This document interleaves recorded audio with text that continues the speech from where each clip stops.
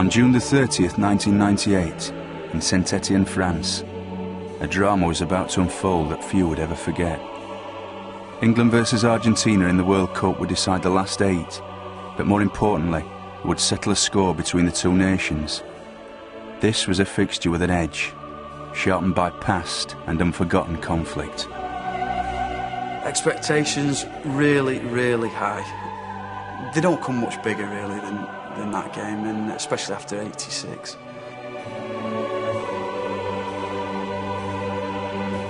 For me and the Argentinian people, football is more than passion. For example, I love football like I love my mom. This was not just a football game. This was also a very political game, and it was a historical game because of the history with England and Argentina before. I mean, England and Argentina has become, I guess since the Maradona kind of hand of God instant, it's become almost a replacement for the England-Germany games that I guess used to be or whatever.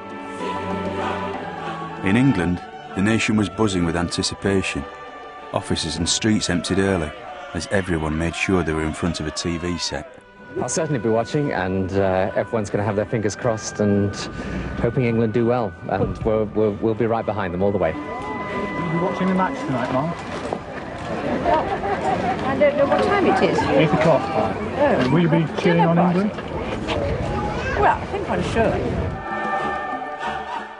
In the ground, the players tried to ignore the hype and concentrate on the contest ahead.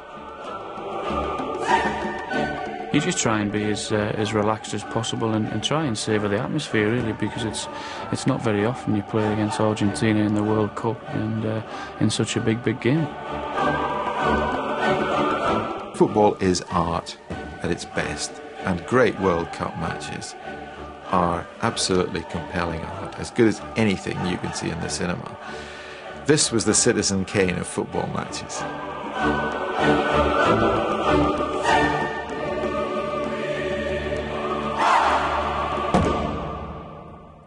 Argentina! Argentina! The carnival atmosphere around the stadium was transmitted to a global television audience of 1 billion people. I was watching the news, and there's this man waving a walking stick around, and I said to the dog, "Look at that silly old fool with his walking stick." I said, "Oh, goodness, it's your father." A few seconds after taking part in the conga, I said to my son, "I've lost my money and my match ticket and England membership card." I mean, my dad was panicking, and I, you know, we were both upset, really. The money didn't mean anything. I wanted to actually see the game. Fortunately for Dennis, an English copper was able to get him and his son into the ground. Meanwhile, with black market prices reaching £800 for a £30 ticket, 6 lads who'd travelled from Blackpool were starting to give up hope of ever getting in the stadium. So we kept trying to get tickets until about 10 to 8, 10 minutes before kick-off. Realised no chance getting a ticket, didn't want to miss the start, so we got a tram back into the square. We needed to get to watch the game, and we knew the big screen wasn't on because we were worried about trouble. And we got out at Saint-Étienne Square and we were looking everywhere, in all the bars were shut. We looked around, we found this one little bar. So all the lads got off the tram.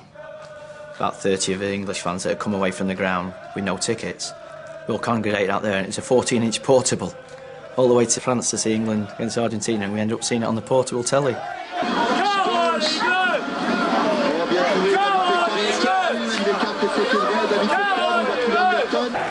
Inside the ground, the English fans gave a rousing reception to the arrival of reinforcements.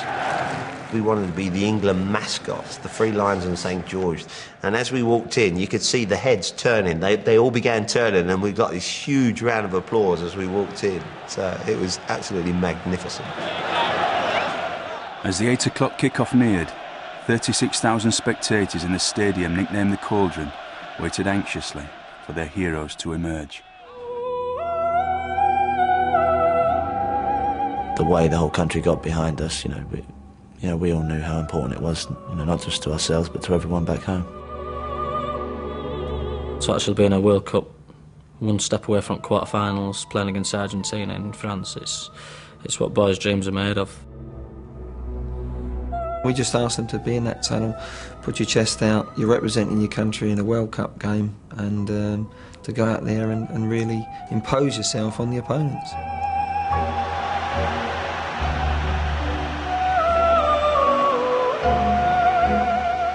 It is such a great moment to actually lead your country out in the World Cup finals in such a prestigious competition. And it sends a shiver down my spine. The players came on and everybody stood up and cheered them on. My dad says that it might take me to the final if we get through. And I really wanted them to get through. Unbeaten in 11 previous games, Argentina were billed as favourites. Y tendría que ser siempre así, de olvidarse un poco de We should try to forget about the past and focus on football. This is what is important to us. We knew this was a very special day for Argentina. Era un día especial.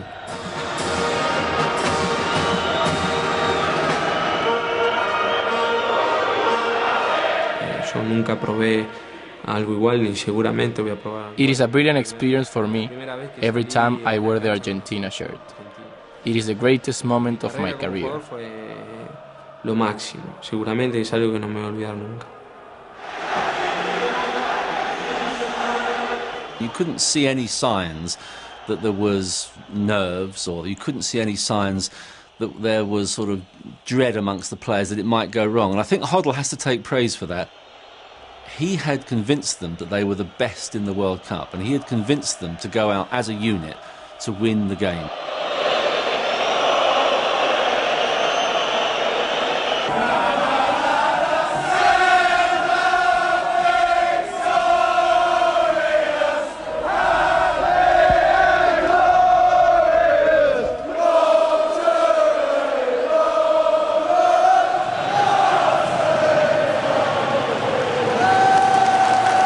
The England-Argentina game to me was the climax. This was when, you know, we were really in.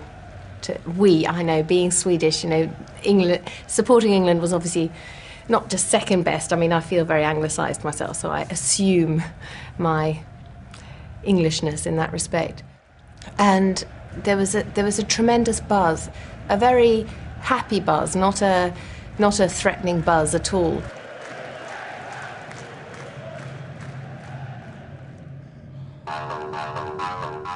After days of speculation and hype in the world's media, the hopes of England and Argentina now focused on the performance of the 22 players on the pitch. It was time for battle to commence.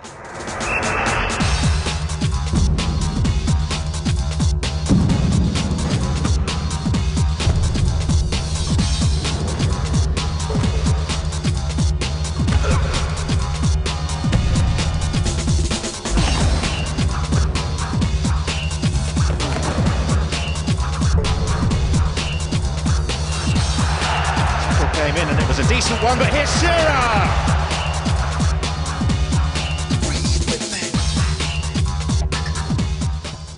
From kick-off, the pace of the match was electrifying.